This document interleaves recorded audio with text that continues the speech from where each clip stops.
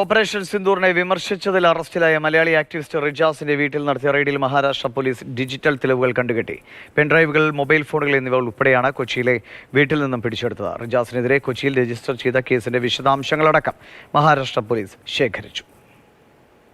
റിജാസിനെ നാഗ്പൂരിൽ അറസ്റ്റ് ചെയ്ത് കസ്റ്റഡിയിൽ വാങ്ങിയതിനു പിന്നാലെയാണ് മഹാരാഷ്ട്ര പോലീസ് തുടരന്വേഷണത്തിന്റെ ഭാഗമായി കേരളത്തിലെത്തിയത്.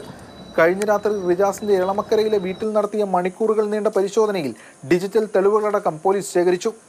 നിരവധി പെൻഡ്രൈവുകൾ, മൊബൈൽ ഫോണുകൾ, ചില പുസ്തകങ്ങൾ എന്നിവയാണ് കണ്ടെടുത്തത്. മാതാപിതാക്കളുടെ വിശദമായ മൊഴിയും രേഖപ്പെടുത്തി. ഇന്ത്യയും പാകിസ്ഥാനും കശ്മീരികളുടെ ജീവിതം വെച്ച് കളിക്കുന്നുവെന്നതടക്കമുള്ള പരാമർശങ്ങൾ ഓപ്പറേഷൻ സിന്ദൂറിനെ വിമർശിച്ചുള്ള റിജാസിന്റെ പോസ്റ്റുകളിലുണ്ടായിരുന്നു. ഇത്തരം പരാമർശങ്ങൾ വളരെ ഗൗരവത്തോടു കൂടിയാണ് അന്വേഷണ ഏജൻസികൾ കാണുന്നത്. ഇയാൾക്ക് നിരോധിത സംഘടനയായ CPI മാവോയിസ്റ്റുമായി അടക്കം ബന്ധമുണ്ടെന്നാണ് മഹാരാഷ്ട്ര പോലീസ് പറയുന്നത്. സമൂഹമാധ്യമ പോസ്റ്റുകൾക്കപ്പുറം നിരോധിത ഭീകരവാദ സംഘടനകളുമായുള്ള ബന്ധത്തിലടക്കം മഹാരാഷ്ട്ര പോലീസ് അന്വേഷണം നടത്തുന്നതായാണ് വിവരം. സംസ്ഥാന തീവ്രവാദ വിരുദ്ധ സ്ക്വാഡും പരിശോധനകൾക്കുണ്ടായിരുന്നു.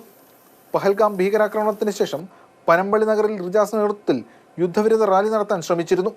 ഇതിൽ നിയമവിരുദ്ധ സംഘം ചേരൽ കുറ്റത്തിൽ ഇയാളടക്കം 8 പേർക്കെതിരെ സൗത്ത് പോലീസ് കേസെടുത്ത് അറസ്റ്റ് രേഖപ്പെടുത്തിയിരുന്നു.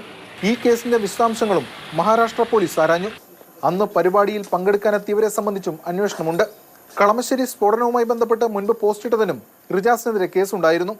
കൊച്ചിയിൽ നടന്ന സർക്കാരിന്റെ നവകേരള സദസ്സിനെതിരെ DSIയുടെ പേരിൽ ലഘുലേഖകൾ വിതരണം ചെയ്ത് പ്രതിഷേധിച്ച റിജാസിനെയും സുഹൃത്തിനെയും DYFIക്കാർ മർദ്ദിച്ചത് മുൻപ് വാർത്തയായിരുന്നു. മാതൃഭൂമി ന്യൂസ്, കൊച്ചി.